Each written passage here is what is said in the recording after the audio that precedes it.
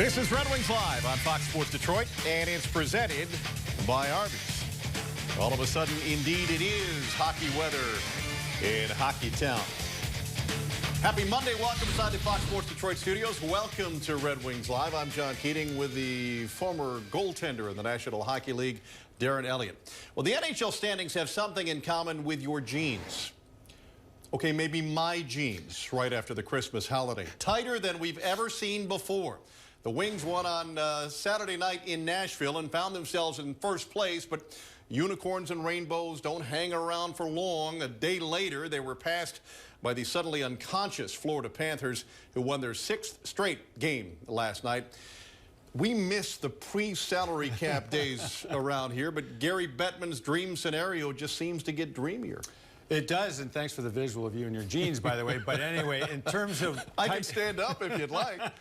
Tight races, it changes on a nightly basis. You have a bad week, and you can go from leading the division to being out of the playoff picture. This is fun, though, for hockey fans, maybe not so much for hockey general managers, that 2 points separate the top 5 teams in the Atlantic Division right now. Yeah, I mean, fans everywhere, everybody's in it. You can go as far down as you'd like on the right-hand column. And who would have thought that the Philadelphia Flyers have playoff aspirations outside of Philadelphia, but you can see they're not trailing those wild card positions all that much. And a win tonight with some other things happening, the Detroit Red Wings could find themselves in first. The Red Wings have 43 points, the team they play tonight. The Minnesota Wild have 42 points, the Wild in the West, and of course the Red Wings now in the East. And it's just something the guys in the league have to live with now. You can't get too high or too low because all of your neighbors in the standings are right there on top of you. With more on the suddenly second place Red Wings, to St. Paul we go. And we're joined live tonight by Trevor Thompson. T, good evening. John, it's tight throughout the NHL. When you look at the Eastern Conference right now, Washington is 10 points up on Florida, but after that, you've got 11 teams separated by just 7 points for 7 other playoff positions, including the wild card. If you look at the Atlantic Division, you've got 6 teams separated by 5 points at the top of that division. So you've got to be in a you're going to be in a dogfight each and every night, and you'd better bring your A game if you want to stay in contention. And the guys inside that Red Wings room certainly know that. I mean, it's exciting when every game really matters and everybody's battling as hard as they are. So definitely it means a lot more where all these teams are so close. And I mean, you guys see the parity. So it's exciting. You have to bring it every day. And I think that's something that everybody talks about, being a pro and bringing that competitive nature all the time, because if you want to win, you got to have your best games. It's really tight. You know, with the 3-point games, you know, it seems like teams, it's tough to gain ground on teams. You know, the league is just so tight that, you know, there's not much that separates each team. You know, you can lose on any given night if you don't bring your A game. So we just try to focus on, you know, playing our best each and every night and trying to get points. And obviously all you got to do is look at the standings, like you said, and see how tight it is. And not only are things tight across the league, things are certainly tight between the Red Wings and the Wild in this building. The last 6 games played in this building have been decided by just 1 goal. You can expect more of the same tonight. As far as the Red Wings lineup goes tonight, Luke Glendening is ill. He will not play. However, Dylan Larkin has been declared ready to go. He's ready to get back in the lineup, so he will play tonight. So that's what's happening here in Mini for now. John, let's go back to you and the boys inside the studio. Hey, turn around if you would. You're getting photobombed by the head coach of the Red Wings. Jeff Blashill, as we say that, must have heard us talking about him, and he walked out. All right, Trev, thanks. Right back to you shortly. The guess or the hope at the time was that Jonathan Ericsson would be helped and healed by the 3-day Christmas break, but he didn't play on Saturday, and he won't play tonight. And his absence has really changed the ice time and the pairing for Brendan Smith. Yeah, and he's really responded. I mean, it's some of the best hockey maybe the best and most consistent hockey we've seen from Brendan Smith since he's been a Red Wing. And we're going to show you last game where he was involved in the offense. Nice shot here, rips it home, very confident. But I like this. The next goal we're going to show you, there's another angle. You can see Pecorino couldn't see anything on that one. But the second goal, deflected by Glendening. This is a confident play at the blue line with a checker in his face. He still gets a shot on goal, and it leads to the game-winning goal. Brendan Smith, as so often happens, Keith, when you play well in one aspect of the game, your whole game rounds out because he's been very good defensively as well. A goal and 3 assists in his last 4 games after going through a scoring drought through the first 20 games plus to start this season. Well, we're over it, really. But we thought they were coming. The Wings made a hard push in the summer of 2012 to sign free agents Ryan Suter and Zach Parise, and both ended up in Minnesota, and it is around those two that the Wild have built. They have built around them, and for good reason. Minnesotans, they decided to partner up, both from that area, family ties and connections. But more than that, Zach Parise missed 8 games with an MCL sprain. He still is tied to the team lead with 11 goals, 3 game-winning goals. He has been better lately since coming back from that injury. Ryan Suter is a guy that he's just out there all the time. Yeah. 28-13 time on ice. Leads the NHL again. Last 3 years he's led the entire National Hockey League in time on ice. And those are pretty healthy offensive numbers for Suter. Not necessarily known as an offensive guy. He's getting it done in terms of point production from the blue line for the Wild. Suter limped off the ice the practice day that the Wild had yesterday, but we're told he's good to go and that he will play against the Red Wings tonight. Another day, another chance for you to think like we do, which should just scare the bejesus out of you. See if your pick for the McDonald's player of tonight's game matches ours when we join you later tonight for the Red Wings Live post-game edition. It's brought to you by the all-day breakfast menu served at McDonald's. Some intrigue surrounded the Wild starting goalie for tonight's game. The #1 guy needed 6 stitches after practice yesterday. Whom do the Wings have to beat between the pipes tonight? We'll share that story next.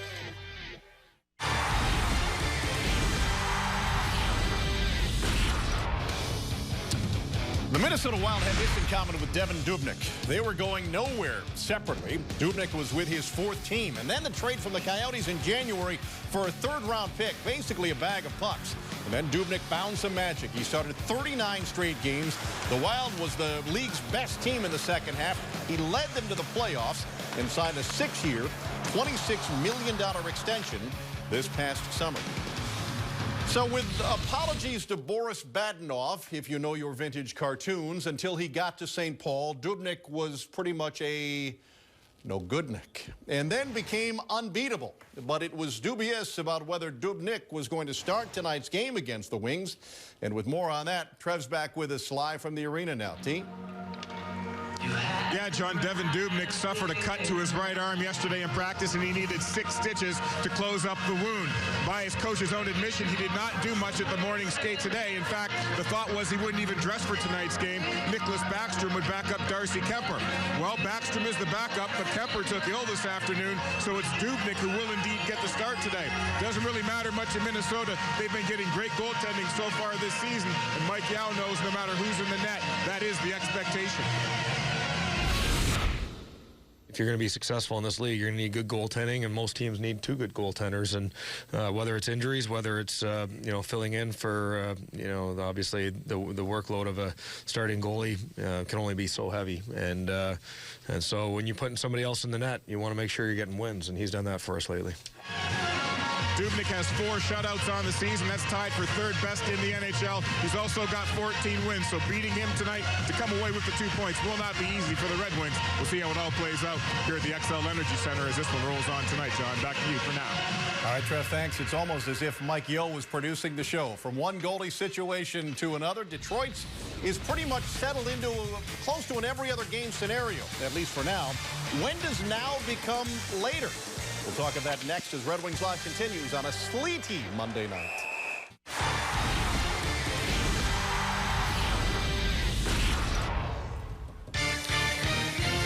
Red Wings Live on Fox Sports Detroit is brought to you by your local Toyota dealers. Visit buyatoyota.com. Toyota, let's go places. And by Motor City Casino Hotel. Wings in the Wild coming up here on Fox Sports Detroit. The old axiom applies to quarterbacks and goalies. And wives, I would guess. If you have 2 of them, you don't have 1 of them. Not for long.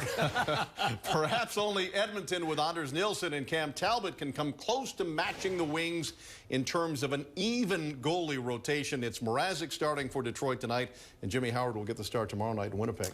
And for the reason that both guys have been really, really good this season. I mean, Dallas, you might want to throw into the mix with Letterman and Niemi. But in Detroit, it's been Peter Mrazek and Jimmy Howard. Now, to me, there's been consistency on both sides, but Peter Mrazek has been a little more consistent all season long. The last 4 starts he's been in, 2 goals against, very consistent. And if you're looking at, is there separation, what everybody's looking for? You just heard Mike here in the last segment say you need both goaltenders, but maybe we're seeing some separation here in terms of who's playing when. First 5 back-to-back sets, it was Peter Mrazek getting the second game, which is typically more the backup.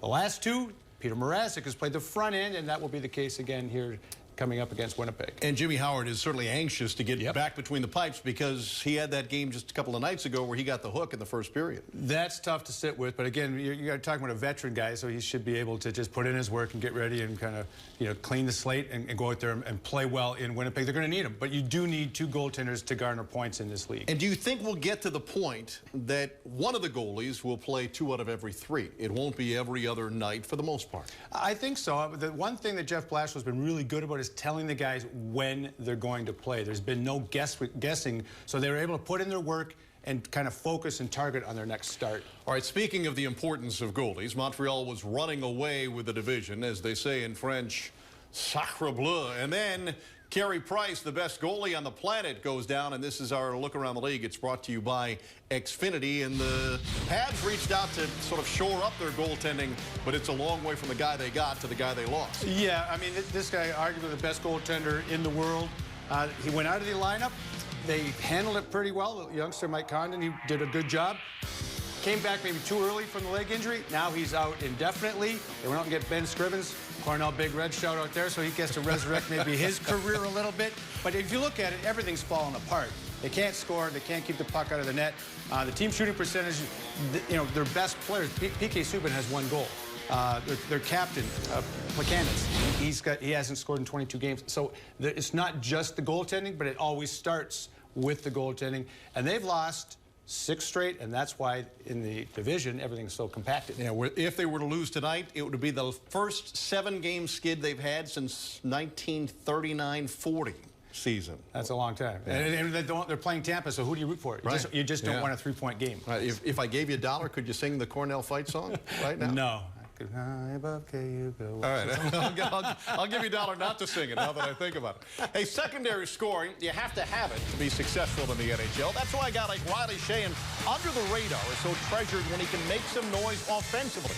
We'll chat with him on the ice in St. Paul in a moment as the Wings and Wild get set to do battle.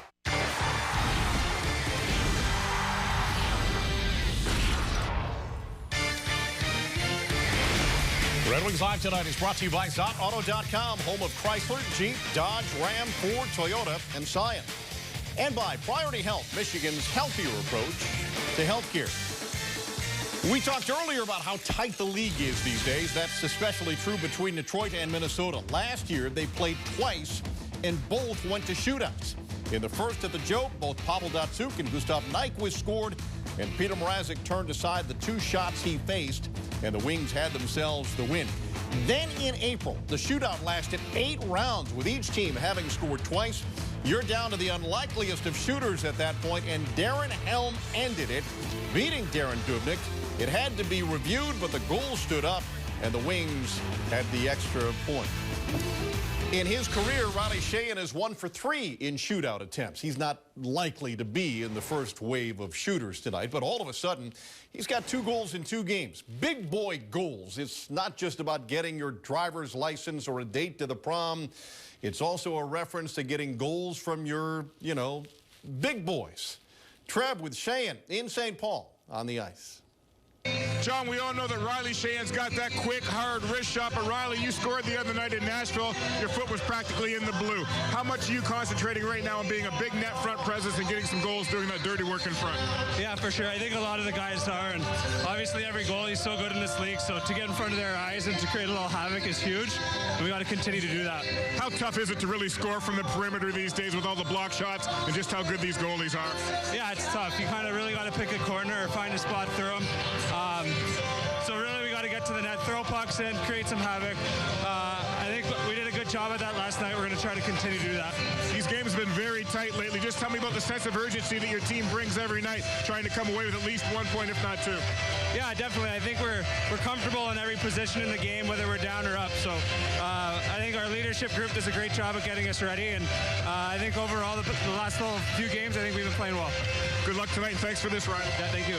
There goes Riley Sheahan. He and the Red Wings have had points in 16 of the last 18 games. Looking to extend that here tonight. John, back to you. All right, Trev, thank you. They're waiting patiently at the Fryer for you tomorrow. If there was to be a Red Wings hat trick tonight, you're invited to bring a copy of the scoring summary to any participating Arby's tomorrow for a free small order of curly fries. We just heard from Sheahan. He and Advocator are the guys most likely to take up residence in the other goalie's kitchen, which is not always the friendliest place to reside. We'll delve into that when we come right back.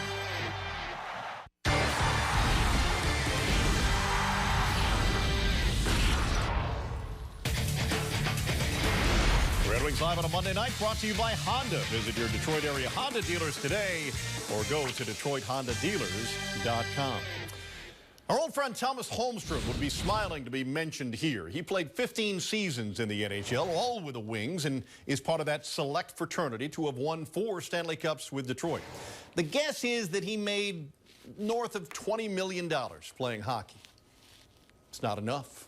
Or at least it doesn't seem to be enough to us, because while technically listed as a right wing, Homer's job title was target.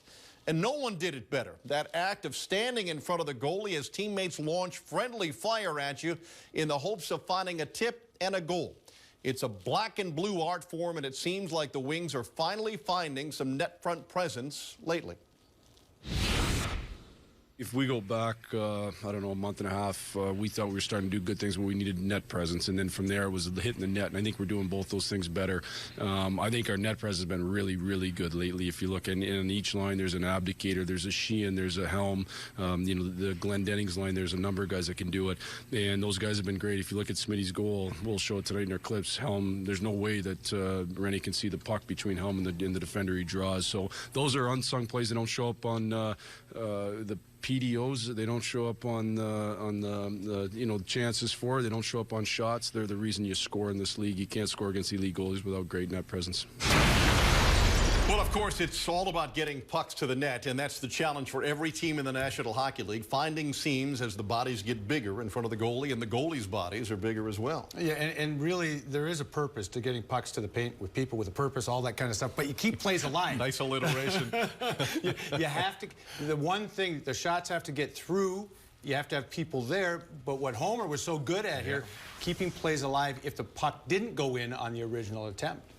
And I guess the shots that are taken in the direction of the goal sometimes aren't necessarily aimed at the goal. They're aimed at one of the guys in front of the goal. That's right. And so that becomes more of an art form where your stick positioning in front, players shooting for that. You're taking the, and that's a perfect example of it right there. Green looking for the stick blade of Sheahan. Is he able to handle it? Yes, he is, with those real soft hands for a big man. And again, all 3 goals in Nashville, very similar. Somebody in front, puck goes from low, down below the goal line, to high at the blue line, back to the net. You get positioning, you get goals, you get rewarded. You're a goalie, so I think I know the answer to this question, but do you think some rule changes need to happen for more goals to be on the scoreboard? Yeah, I think there's some things the league can do. Mike Babcock was one for, you know, making the goalies. No, I'm not for that. Okay. I'm going to lose my union card for that. But there's some things, you know, served a full 2 minutes in a minor penalty. No neutral zone faceoffs. Everything's either an offensive or defensive zone face. There's some little things they can do without really changing the context of the game, I think. Will that help? I think would help a little bit. All right, well, it was only a couple of weeks ago that you were in the National Hockey League. How different is the game these days as bodies have become bigger? It's changed an awful lot for a lot of reasons. The goaltending is way better. The athletes are bigger, they're better, the equipment, all those kinds of things. Well documented, by the way. And you can see that in terms of scoring in the league, it's gone down, it's trended down over the last couple of decades for that reason. There's other reasons for it, too, though. Your best athletes are now so defensively responsible for it. They weren't. And the other thing is, it used to be man-on-man coverage all over the ice. Now, It's not. It's the zone defense. And the gentle reminder is that 1-0 and 2-1 hockey games can be absolutely scintillating to watch, and there is very little margin between all of the teams, all the games that we're seeing in the National Hockey League. And the Wings and the Wild are usually two teams that play pretty close to the vest, so we're anticipating great drama tonight in St. Paul. The Wings try to win 2 straight games in regulation for the first time since early this month, and they're trying to win in one of the toughest places to play in the league. Minnesota is 13-5-1 in St. Paul, but they've lost 2 of their last 3 there. Ken and Ozzy with a call tonight from the XL Energy Center, and we'll see you after the first.